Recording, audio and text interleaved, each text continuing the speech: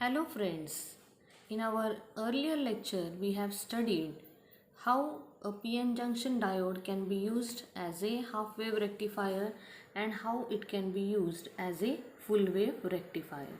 Now we are going to consider some of the factors regarding a rectifier, and one of them is the ripple factor. See, the output of a rectifier always consists of a small fraction of an AC component along with the DC, and this is called as a ripple. This ripple is undesirable and is responsible for the fluctuations in the rectifier output. Now we are going to see what is the formula for this ripple factor.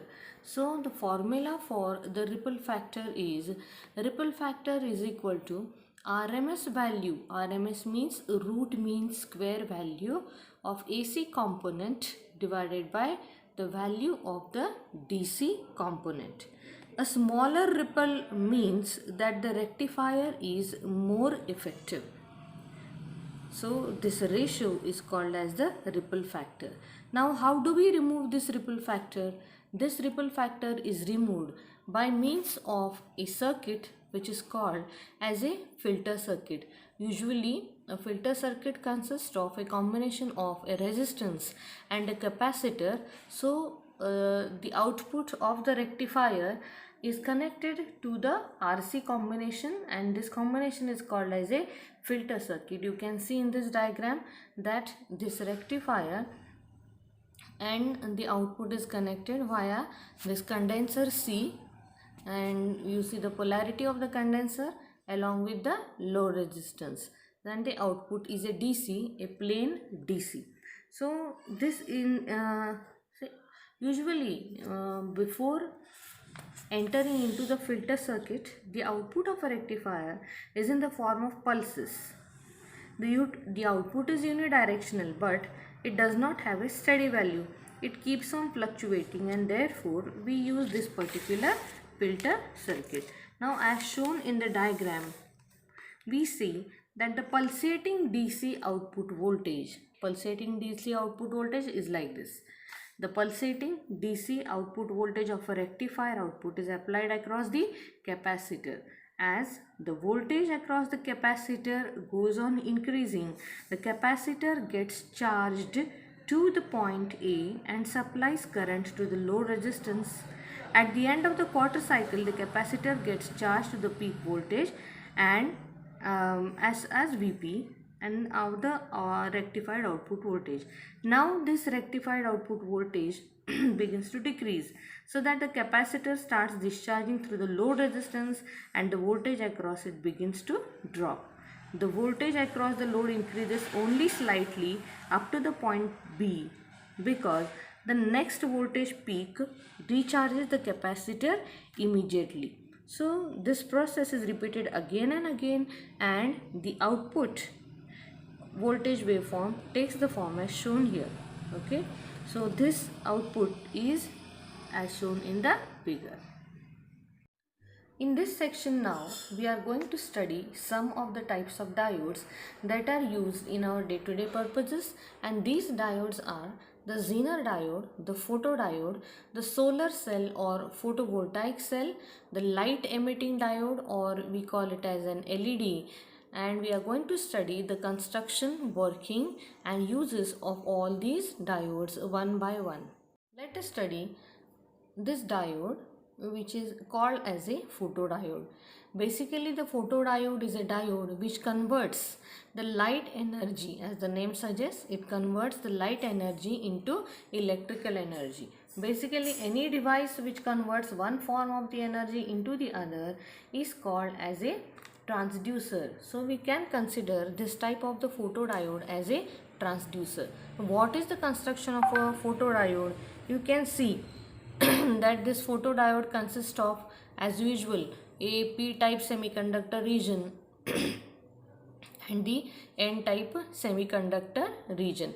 So this is how a manufactured photodiode looks like. But before we go to the construction of the photodiode, let us say that this photodiode always operates in a reverse bias mode, and the circuit diagram of the photodiode will be shown afterwards. Let us look at the construction of the photodiode. You can see here that the photodiode it is placed inside a glass material, the P region, N region, then there is a silicon nitride coating above it, and also there is a diffusion mask. There is a glass window through which light enters, and it is incident on the P type of the photodiode.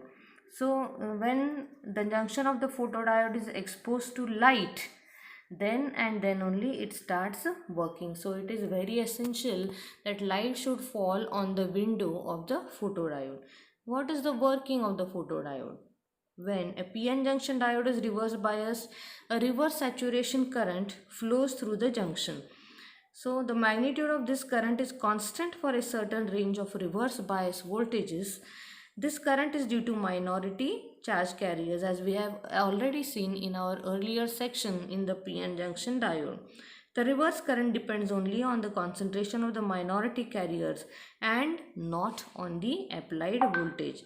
This current is called as the dark current in a photodiode because it flows only even when the photodiode is not illuminated. So when the photodiode is not illuminated, we get a current, reversed current, and let us see how is the working again in detail. So these are the IV characteristics of a photodiode. When the PN junction is illuminated, the electron hole pairs are generated in the depletion region. The energy of the incident photons should be larger than the band gap of the semiconductor material used to fabricate the photodiode. The electrons and the holes are separated due to the intrinsic electric field present in the depletion region. The electrons are attracted towards the anode and the holes are attracted towards the cathode. More and more carriers are available for conduction and the reverse current is increased. This depends on the intensity of the incident light, just like the photoelectric effect. Now the figure shows the IV characteristics of the photodiode here, and we see on the x-axis we have voltage and on the y-axis we have a reverse current in the range of microamperes. The total current passing through a photodiode is the sum of the photocurrent in the photocurrent and the dark current. It shows a graphical relation also between the current of a photodiode and the intensity of illumination. Let us see how this graph looks like. So you can see here in this window that the photodiode is operating here and the electron hole pairs are generated when the light is incident on this particular window that comes through the window, and this is a schematic working of a photodiode. Now we are going to see the effect of the reverse current of a photodiode and the intensity of illumination. On the x-axis we have light intensity here in milliwatt per centimeter, and on the y-axis we have the photo current, and it is a very small magnitude of the range of somewhere microamperes. So the sensitivity of the device can be increased by minimizing the dark current. As you can see from the curve, the reverse current increases initially here with the increase in the intensity of the illumination. It reaches a constant value after a certain voltage is reached, and this constant value here we see here, it is called as the IS or saturation current. This constant value is called the saturation current of the photodiode. One more term which we have to explain with relation to the photodiode is its dark resistance RD. So that dark resistance, it is the resistance of the photodiode when it is not illuminated. See, there are certain devices, concepts here, where IS is the saturation current, IG is the device current, ID capital D is the dark current, and VR is the reverse voltage in this particular region. The dark resistance formula is equal to maximum reverse voltage divided by the dark current. As for a diode, we have seen how the construction and working is there for a photodiode, and now we are going to study what are the advantages of a photodiode. Unlike the photoelectric cell, we have to wait actually, even though it is a little more rapid process in case of a photodiode. We have a very quick response when exposed to light, and the response is linear. The reverse current is linearly proportional to the intensity of the incident light. Third, it has a very high speed of operation. Next, it is having lightweight and compact size. It has a wide spectral response.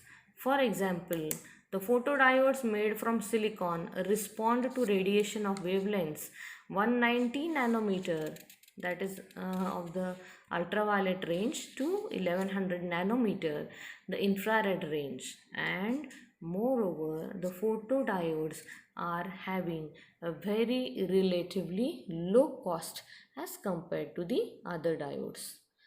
Only two disadvantages are there of the photodiode are that its properties are temperature dependent, similar to other semiconductor devices. That means if the temperature shows a fluctuation, their properties also show a large fluctuation. And most important is the low reverse current for low. Let us see some of the applications of the photodiode. These are photodiodes are used in counters and switches. They are used in burglar alarm systems. They are used in detection of visible and invisible radiations. They are used in circuits in which fast switching and high speed operations are required. They are used in fiber optic communication systems. They are used as optocouplers. They are also used to provide electric isolation between the two electronic circuits, and they are used in photosensors, detectors for accurate measurement of light intensity, and also they are used in safety electronics like fire and smoke detectors. So that was regarding the construction, working, advantages, disadvantages and uses of a photodiode. Next we are going to study the very important Zener diode, which is also used in a reverse bias mode.